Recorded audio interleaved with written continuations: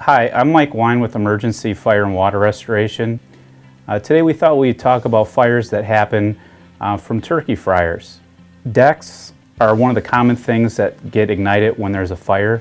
You typically want to keep turkey fryers away from decks, garages, and a safe distance away from trees and other structures.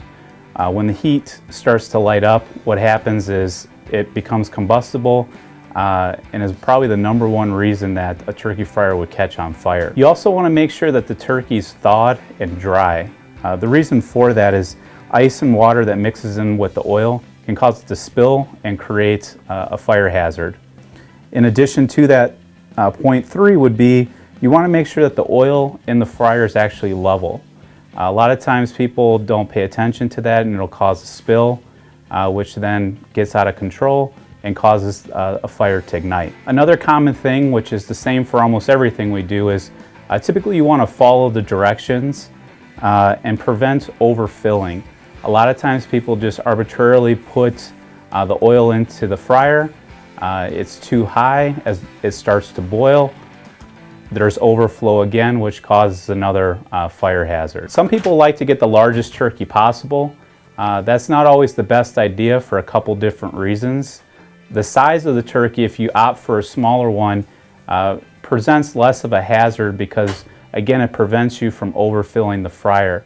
And I was also told from a cook friend of mine that the smaller the turkey, the more juicy it is. So you get some added benefit while being a little bit more cautious. Probably the second most common reason we would see a fire from a fryer is people just leave it unattended for too long. So even if you've taken all the proper steps, if you leave it unattended, there's more likelihood that the fryer can catch on a fire, which obviously is what we're trying to avoid this holiday season.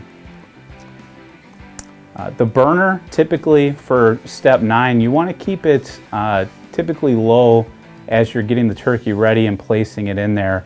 After that point, you can then turn it up a little bit higher. Again, that's just another safety precaution that you can take to keep the likelihood of the fire from happening. You want to be doing typical stirring throughout, so that kind of ties in with not leaving it unattended. But if you're frequently stirring, 1, it's going to allow you to keep your eye on the fryer, and 2, it's going to prevent the boiling from happening, which again is one of the most common reasons why you would see a fire from a turkey fryer. And then if all else fails and you want the most sure-proof way, you could always opt for an oilless fryer. Probably doesn't taste as good, but that is one option. So thank you for sitting in with us. I hope you enjoy your holiday season. If you'd like to see more of our videos, you can go to www.emergencyrest.com, and there's a full display of our videos on our webpage. Thank you and have a great day.